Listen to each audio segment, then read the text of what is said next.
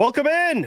Welcome in. I am Farzin Vasugian here with you to recap another victory for the Kansas City Chiefs right here on the Chiefs Zone podcast. Happy holidays. Merry Christmas to all of you. If you're traveling, travel safely. Appreciate all of you taking the time to make this podcast part of your busy holiday weekend, as it is the final weekend before Christmas. So thank you all again. I'm sure everyone's got a lot of things to do this holiday season, but you're taking the time to tune in to the podcast, and hey, why not? We're here to recap another Chiefs victory. So a lot of good things to go over here on this episode of the Chiefs Zone podcast. And boy, the Chiefs got a big win today.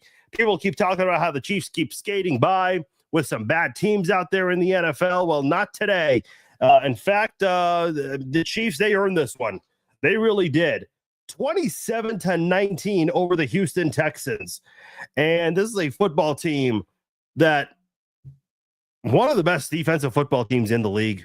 I mean, this is a Texans football team that came into this game top 10 in almost every key statistical category defensively, and they're tied second in the NFL in sacks and interceptions.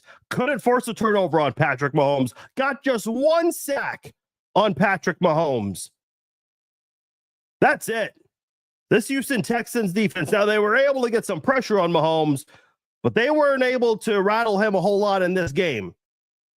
Yeah, Tim Settle, the genius defensive tackle who talked about how Mahomes better make good decisions. Oh, he made plenty of great decisions in this football game. I think it was Houston's defense that didn't make a lot of good decisions with their coverage and their pass rush against a Chiefs offensive line where you have a very young and inexperienced guy at left guard right now, an all-pro left guard shifting over to tackle, and you have a right tackle who, is heavily inconsistent, if we're being honest here.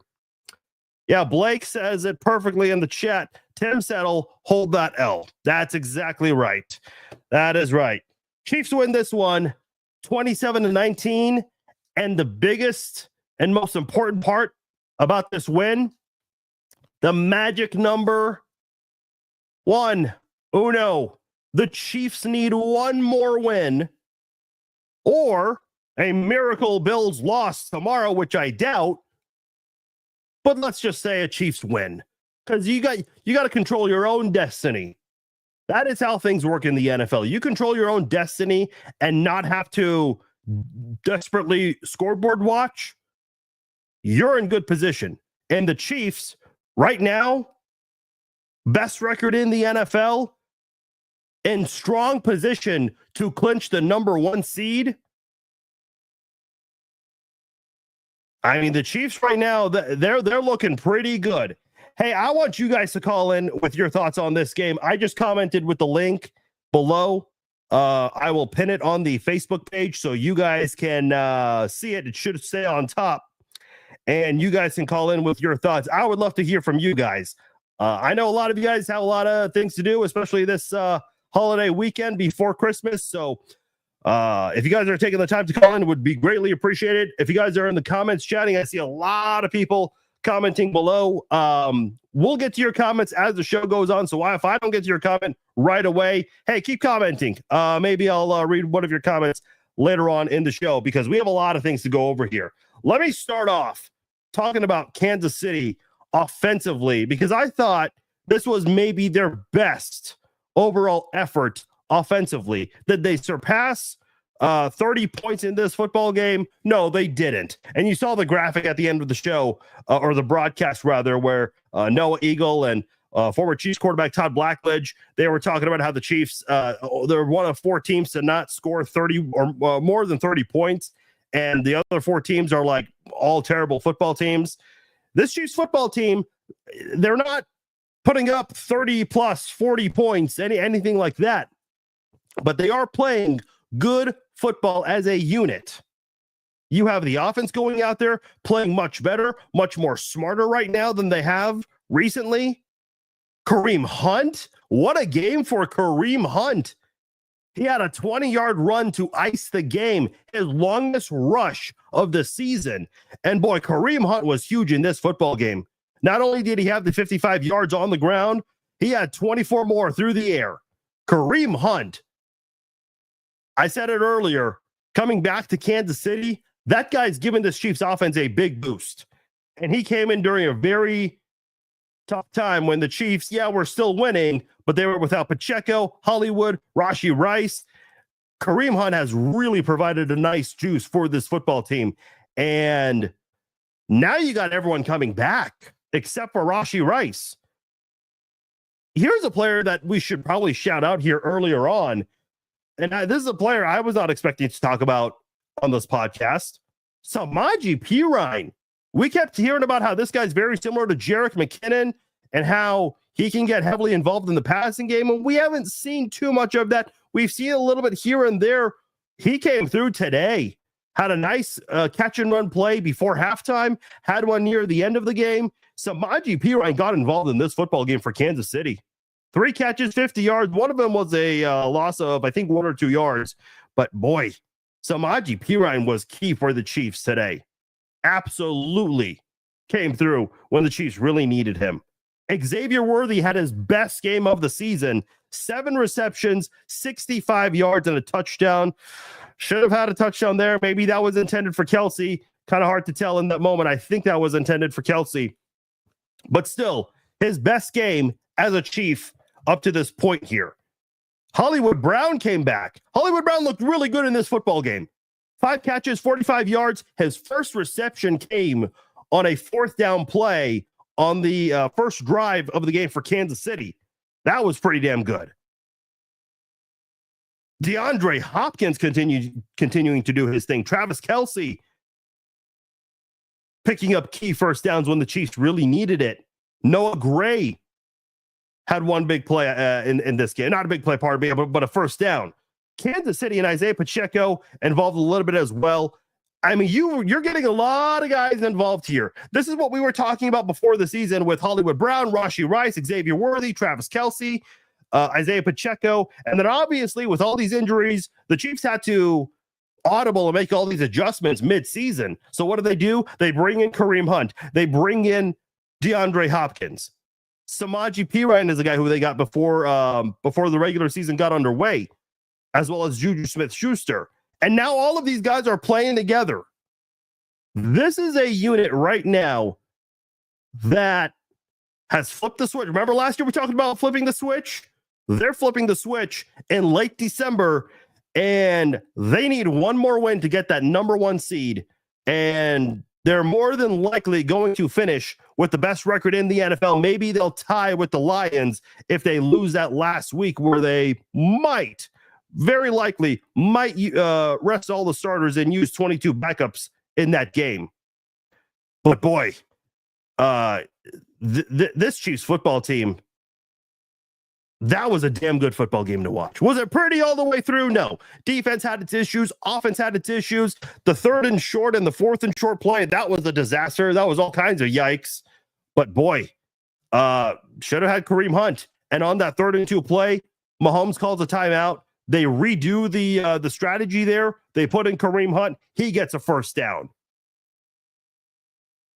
Yeah, we can talk about some negatives that happened in this football game, but there are far more positives. This by far is the best game the Chiefs have played this season, and this was against a damn good football team. I know the Texans, they were hyped to possibly be the biggest threat to Kansas City this year. That's not necessarily the case, but defensively, when you look at the Texans, they came in with the 2nd most interceptions and the 2nd most sacks. They only got 1 sack and no turnovers. They did force a fumble on Patrick Mahomes, but he got it back on that sack right there. But that's it. Mahomes was not rattled. It's almost like this offensive line hadn't had any issues all year. It wasn't perfect. No offensive line is going to be perfect ever. But boy, it felt like it was the closest to perfection we've seen all year. And again, you don't have to go out there and put up 30 or 40 or 50 to make it look perfect. The Chiefs are going to get every team's best shot. We talked about that in week 1 when they survived off of an Isaiah Likely toe out of bounds. And since then, you've had a lot of close games. Here's the biggest stat before I turn it over to the calls for you guys to chime in here. And if you haven't done so already, please make sure you call in. I'll put the link below right now for you guys. 16 consecutive wins in one possession games. 16 of them. The Chiefs have not allowed more than 30 points since Super Bowl 57. Not the most recent Super Bowl where they won in overtime in Vegas, the one before that against the Eagles. This Chiefs football team, they're playing their best football right now. I mean, if you're looking at this game, I would say 5% of it was negative, 95% positive. Prayers up for their wide receiver, Tank Dell. He took a massive hit from that shoulder of his teammate there. That's just brutal. He's obviously at the University of Kansas Hospital right now. They're taking care of him, so hopefully he'll be okay. It's a violent sport, man. It's a violent sport. Unfortunately, the Chiefs had a similar friendly fire situation earlier this year between Mahomes and Rice. It's unfortunate. But the Chiefs, they came away with the win, and they need one more to get that number 1 seed. All right. Hey, you guys want to call in? Please do so. Link is right there. Hitting leadoff today is Michael. He is overseas. Michael, appreciate your services. Merry Christmas to you. How are you, sir? I'm good, man. It's always good to see the Chiefs get a win. Yes, sir. What a game, though. Hollywood looked good for his first game coming back. Of course, Kareem Hunt decides to go lights out when I decided to put him on the bench because I thought Pacheco would get more points for my fantasy team. I'm kind of glad he didn't score that touchdown because it would have made it the salt in the wound a little bit more horrible for my team there. But awesome football game. You know, McDuffie getting another pick. Yes. The offensive line finally allowing Mahomes to not get sacked multiple times a game. Obviously, you know, there were a couple little mistakes here and there. Mahomes had a couple overthrown balls, like that one to Hollywood that probably would have gone for like 30 or 40 yards when he had to dive for it. That weird miscommunication play between him and Kelsey, which probably would have gotten Kelsey a touchdown in the end zone. Yeah. But overall, I agree. This is the best that they've played all season. Like, this is what everyone's always like, oh, the Chiefs this, the Chiefs that. It's like, this is the danger time of the year where the Chiefs play their best football. Yes, sir. And if we get that, and then when we get that 1 seed, it's only going to be harder for everybody to win in the playoffs. But yeah, I will normally never say this because I hate the team so much. But let's go Patriots! Please beat the Bills so we can rest some people on Christmas. Yeah, that would be a Christmas miracle, Michael. That would be a Christmas miracle. It hurts saying that. Like I feel like I threw up on my mouth just now saying that I'm rooting for the Patriots, but we need just less pressure because I feel like obviously, you know, Mahomes is probably going to come and play for a little bit on Christmas, even if we have the 1 seed because he wants to. But it would be especially with all these injuries that happened in this game, you know, some little like, oh crap moments where we thought, you know, Chris Jones looked like he was going to he got hit and got banged up. Noah Gray, Worthy. Like these little dink and doink injuries are going to cost us if, you know, we don't just hurry up and clutch up this 1 seed because we need to rest people. We can't afford for anyone else to get hurt. Yeah, man, I hear you. I mean, that's a dangerous situation there. So the Worthy one kind of scared me for a moment, the way he was hopping, but he was able to come. It's funny because I can't remember the name of the sideline reporter, but she was talking about the injuries and how Worthy's questionable to return. And then you see Worthy on the field lining up, which I thought was kind of funny. But she was probably reading off a note card anyway. The whole broadcast was just dumb when I think who is it, Blackledge or whatever, when he said Jawan Jennings instead of Jawan Taylor. Oh, I missed that. I did not notice that. So it was on the play when I don't remember what play it was, but it was one of the ones where Mahomes got hit real bad, and they said like, oh, allowed pressure from the tackle Jawan Jennings, and I was like, that's hilarious that they said that, and it was just funny. Yeah, Michael, any other thoughts on the game? Oh no, man! I'm just, like I said, hey, it's one of these things out here that helps me forget where I'm at sometimes. So, you know, watching football is good enough. But watching the team win, that's like an extra added bonus. So, but yeah, I'm gonna go ahead and get out of here. It's 30 minutes past midnight. I gotta get some sleep. So, hey, go Chiefs, and prayers up for Tank Dell. Hopefully he's okay. Appreciate it. All right. Thank you, Michael, and appreciate your services, especially during the holiday season. Thank you for everything you and everyone else in the military does. So greatly appreciate it. I'm just kind of looking at the way that the way the Chiefs operated in this game, and I know Michael alluded to some of that earlier on, especially like on the ground. I mean, if you're a fantasy guy, having those two running backs, if you have one of them, it's not necessarily the most ideal thing. But boy, that's just the way things work sometimes. That's why you got to be cautious with the running back position if you're a fantasy guy. I'm not a big fantasy guy myself, but those are just my thoughts there. But he did talk about the number 1 seed and how the Chiefs are clicking at the right time. And I was talking about that earlier. What did the Chiefs do last year? They didn't have the number 1 seed. But what did they do? They had the de facto bye week, meaning that they rested all their starters in that Week 18 game in LA against the Chargers, except for Chris Jones because he was chasing that $1.5 million incentive, whatever that was, 1.25 million, whatever that was. But that helped the Chiefs a lot. Patrick Mahomes played better in the playoffs. Travis Kelce played a lot better in the playoffs. Rashee Rice played better in the playoffs. That really did. I mean, that was Kansas City's own version of a bye week last year. They don't have to do that this year. And by the way, if they do get that bye week before Week 18, they're not only going to rest the guys in Week 18, they'll get that actual bye in the postseason. And the Chiefs have been in that position before. I think it was in 2020 where they rested the starters against the Chargers. They had the bye week, and then they came back beating the Browns, I think it was the Bills in the AFC title game, and then they moved on to the Super Bowl, which we don't want to remember. But this bye week does a lot for you. We saw it in 2019 when the Chiefs got some help from, who was it? Miami? Ryan Fitzpatrick at the time. Remember that one? And the Chiefs got that number 1 seed, or number 2 seed rather, at the time when the 1 and the 2 seeded teams had the bye week. And that really helped out. Because what do a lot of people talk about with the Chiefs? Oh, they're going to get worn out because they keep playing until late January and every February almost. Well, if you have that bye week, this lengthy 2-week bye, Week 18 and the wild card round, that's going to help a lot. That is going to help a lot if you're Kansas City. They just need one more win or a miracle victory from the Patriots. That'd be pretty cool. That would certainly be cool as well. Chris is next here on the Chiefs Zone podcast. Chris, thanks for calling in. How are you, sir? Doing good. How you doing, my friend? Good. Talk to me. What's on your mind? Not much. Just got finished watching the game, and I thought overall we had a great game, especially that opening drive with the Chiefs going downfield and Patrick scoring the touchdown. I love seeing him come off the injury and just scoring the opening touchdown like that.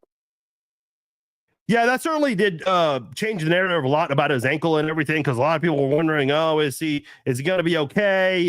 Is he going to be 100%? Obviously, there are some people out there who think he fakes injuries for attention, because I don't know why that makes sense, but that's what people think. But yeah, he came out there. He did not look like a guy who had suffered an ankle injury. I mean, his toughness is on a whole nother level with Patrick Mahomes. Yeah, absolutely. And honestly, overall, like I said, I thought we played way better today, and I still feel like we're going to get that number 1 seed come Christmas Day, and we get that number 1 seed. I'm making my prediction now. We are getting to that 3rd straight Super Bowl. We're going to do it. Yeah, I think so too. I mean, that number 1 seed is so huge. We saw again what the bye week did for Kansas City last year. Again, the de facto bye week, the self-imposed bye week.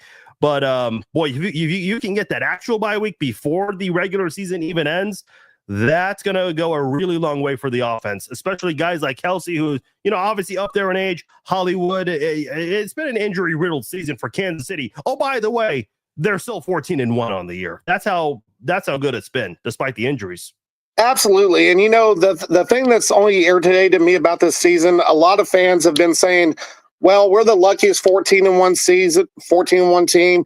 We're 14-1 only because of the referees.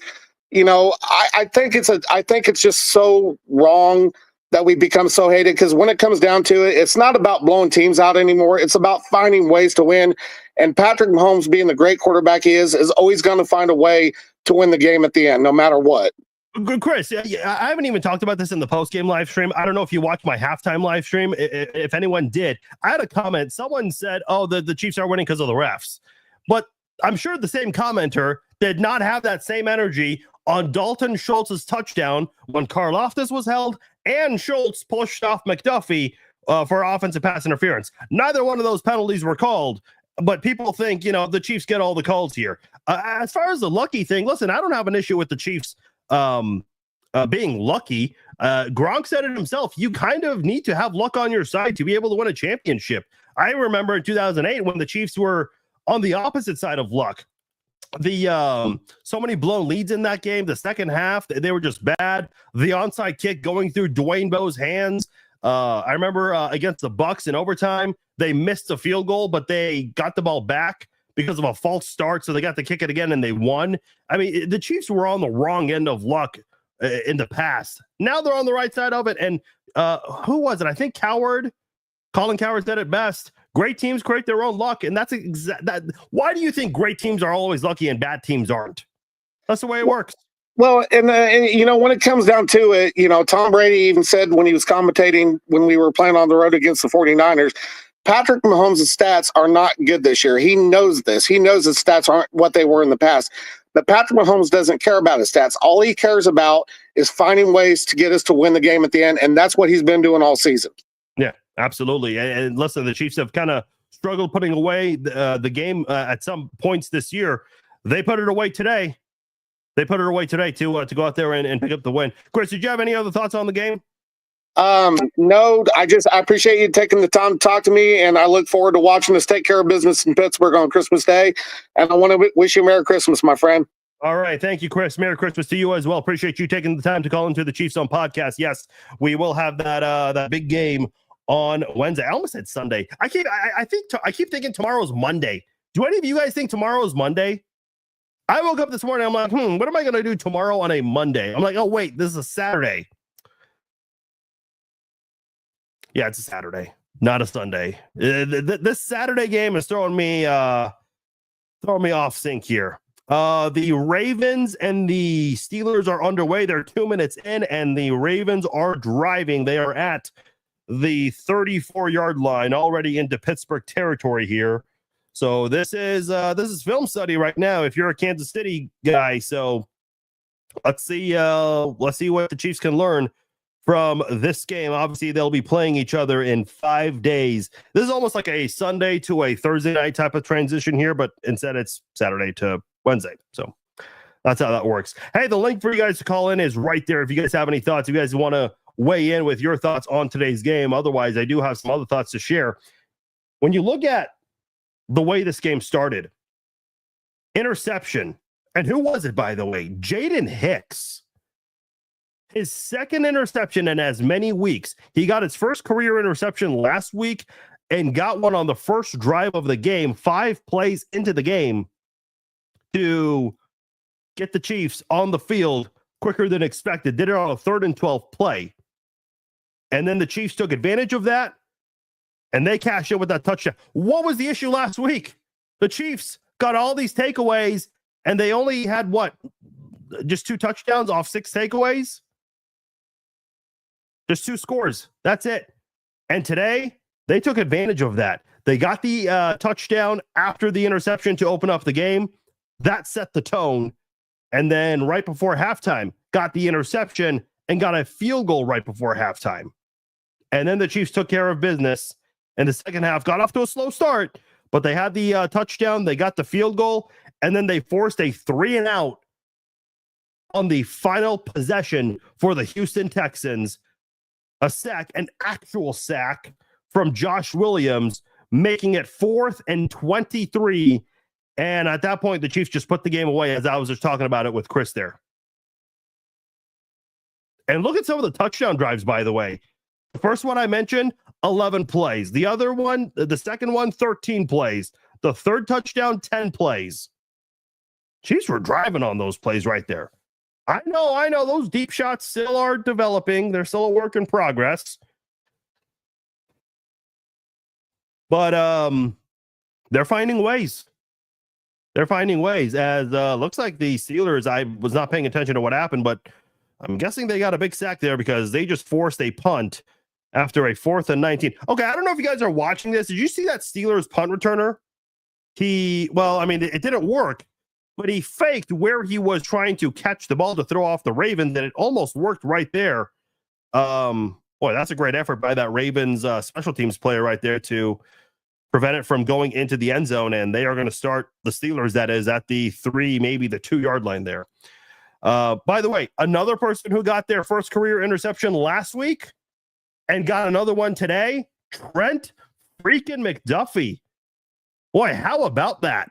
Trent McDuffie, who had not had an interception in his career, finally has 2 in as many weeks. He's starting to come into his own here. And again, Jaden Hicks playing well, especially with Shamari Connor's absence. You could not have asked for a better timing for Jaden Hicks to start playing real well. So that is really good to see. Bob is next here on the Chiefs Zone podcast. Bob, what is going on, sir? Hey, what's up, Fars? Hey, feeling better, I hope? Yeah, I'm hanging in there. I'm hanging in there. Thank you, though. Well, I had that crap a couple of weeks ago. It was murder, so yeah, hang in there. Appreciate it. Hey, man, I think this team really is starting to find its identity again and having a little bit more confidence today. Played with a lot more confidence, and had a mission. They was going out there to get it accomplished today. Running game.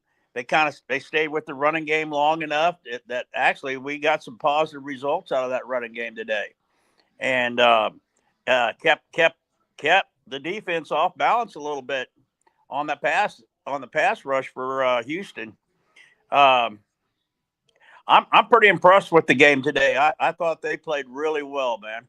Yeah, I thought it was their best game of the season for sure. I think it is too, man. And I'm a diehard Chiefs fan, and I love them no matter what. But I think they're just now starting to come, man. Just like last year, man. And hats off to the defense, man. Them corners are stepping up. Yeah. I don't think 32 Bolton had a very good game today, but we did have some. We didn't get the sacks that we were after, but we got some hurry ups. Yeah. And I'm not really impressed with Stroud leading his team. I just think that we threw him off balance, man, without even tapping on him a lot. You know, he didn't impress me that much. 11 quarterback hits for the Kansas City Chiefs in this game, along with 2 sacks. Yeah, I mean, our defense was putting it on them, man. I mean, they was chasing after him. But and I don't know. I guess that looks like Chris Jones there. He was cramping up at the end. Yeah. So, I mean, they're putting 2 and 3 guys on that monster. So, anyway, I'm very happy where we're at. They're really turning on with Worthy right now, man. And then what can you say about Hopkins, man?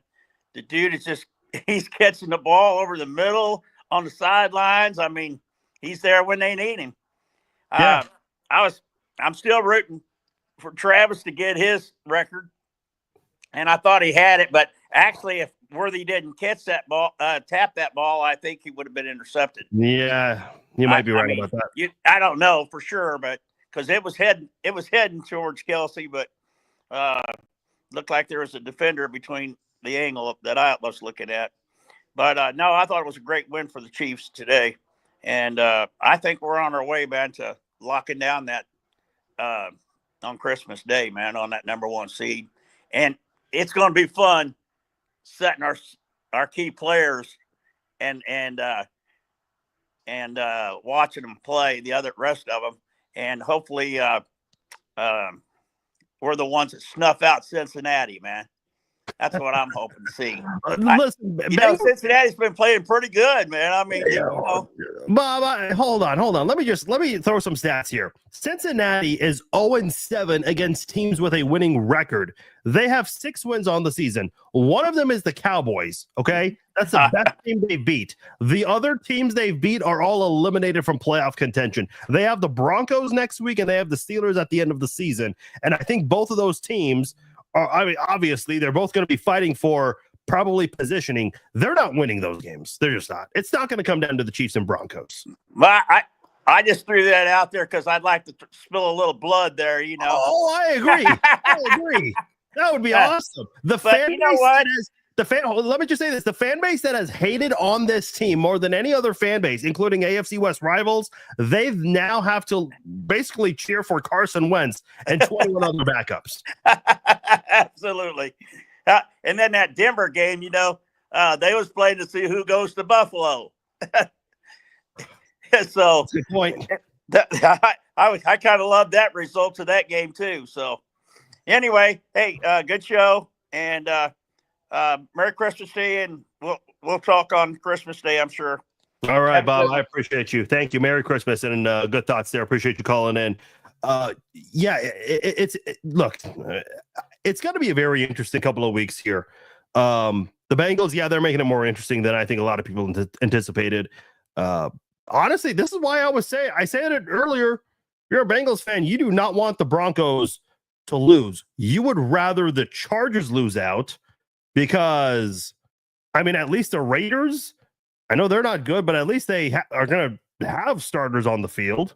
The Chiefs are not going to be having their starters on the field, more than likely, that is. So, I don't know. We're not too worried about that in Kansas City. I still remember being on the opposite side of that, though. Remember that we were cheering for 4 teams in 2006, and that was fun. That was a fun week 17 for the Chiefs, but the wild card round was not fun so much. The one point I did want to make, though, because the Chiefs, they're expected to rest their starters in week 18, and obviously they'll have the bye week. But if Buffalo was to lose, they would have to fight to keep the number 2 seed in week 18. So they would have to use their starters in week 18. See, this is why, not that I expect it, but it would be nice if Buffalo did lose a game and if Pittsburgh won today, because then obviously the Chiefs would beat the Steelers, and the Bills, they would have to cheer for the Bengals in week 18. That way they can keep that number 2 seed in week 18, and they would need to have their starters to ensure that. I think if they win, they'd be fine. They would not need Cincinnati's help ultimately, but it would be nice.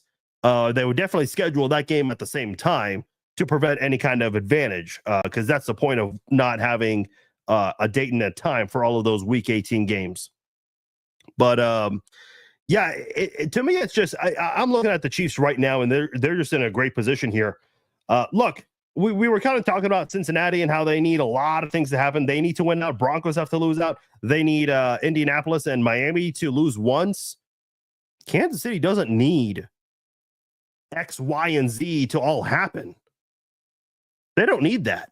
They just need to win on Wednesday. I was going to say Saturday.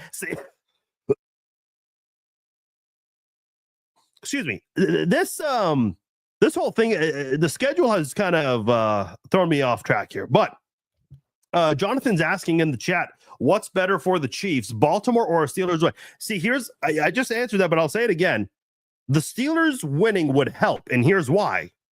Because you don't care about the Steelers getting ahead of you in the AFC. That's not happening at this point. But if the Steelers win today, and if Buffalo were to lose once, I think, let me pull this up just to make sure and be clear here. Wouldn't Buffalo have to use their starters in week 18? Or do they have any kind of tiebreaker over the Steelers in week 18? Hold on, let me pull up the playoff machine here. I'll put it on the screen for you guys. So bear with me one moment here as I set this up.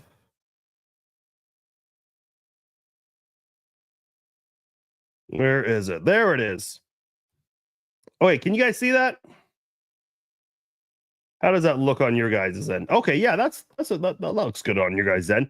Okay, so let's say the Chiefs already won. Let's say the Steelers win today. And let's say the Bills win this game tomorrow against the Patriots. Let's go to week 17.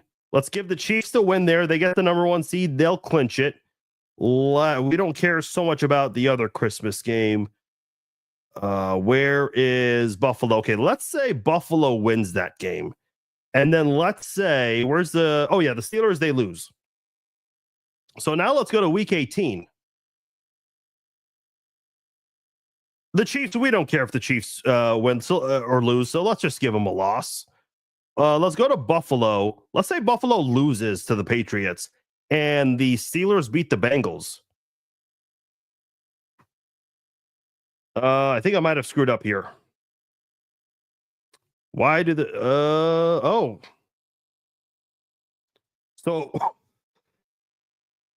sorry about that. Yeah, I guess Buffalo would need to lose again. Let's just give them the loss to the Patriots tomorrow. Okay, so if the Bills were to lose 2 games, if they were to lose 2 games, the Steelers move ahead of them in the standings. So yeah, I guess it would be pertinent for the Steelers to win today, and for the Bills to lose at least 1 game before Week 18, because in Week 18, rather than Buffalo resting their starters, they would have to fight for the number 2 seed. So I kind of want the Steelers to win today. Not kind of, I actually do want the Steelers to win today, and for Buffalo to drop just 1 game before Week 18. And Buffalo and Buffalo and Pittsburgh, they'll go at it for the number 2 seed, not against each other, but they'll be playing at the same time. And if the Bills don't win and the Steelers win in Week 18, the Steelers move ahead and get that number 2 seed. So I think it'd be better if the Steelers won this game today. That's where I'm going. Yeah, I don't think the Bills are losing 2 games. I agree. But if they were to lose 1 before Week 18, that's what I'm saying. They would be forced to play their starters in Week 18. Because if the Bills win their next 2 games and the Chiefs have the 1 seed locked up, Buffalo's not going to use their starters in Week 18. And that'll benefit them. So I would prefer that the Steelers win today, to answer that question earlier from Jonathan. All right, if you guys want to call in, here's a link here. We're probably going to wrap up the podcast. Like I said, I'm under the weather. I mentioned this earlier today. So fighting through it. Hey, if Patrick Mahomes can play through that bad ankle, I guess we can all we can get through a cough, right? As far as final thoughts on the game, I guess we got to give a little bit of credit to Wanya Morris, because Jawan Taylor got hurt in this game, and Wanya Morris went and played right tackle. He actually looked good at right tackle against a very good pass rusher. I was not expecting that. So that was a nice, pleasant surprise there from Wanya Morris. And he was going up against, who was it? If I can find that real quickly from the notes I have for the pregame podcast. Let's see. It was Daniel Hunter for the most part. Yeah, Daniel Hunter is who he went up against. And Hunter has 12 sacks on the season and 17 tackles for a loss coming into the game. That's second in the NFL in both categories. So that's what I'm expecting. Ravens are lining up for 1st and goal, so it looks like they're about to get to the end zone there. Still a lot of game left, but we'll see. Derrick Henry just got stuffed for a loss on that play. But yeah, I'm pulling for the Steelers in that one. Maybe he can play right tackle. Yeah, I don't know. I mean, I'm hoping so, but that's let's go with it. Can he line up correctly at right tackle? If he can, I think he's already an upgrade over Jawan Taylor. I really do. Let's give that a try. I mean, you're already experimenting as the Ravens just got a touchdown there to Isaiah Likely. Let's give that a try. I'm not opposed. Now, you're going to be facing TJ Watt, but I mean, is there a difference between Jawan Taylor at right tackle and Wanya Morris? I guess the only difference would be Wanya Morris could line up and he doesn't commit as many penalties. I'm for it.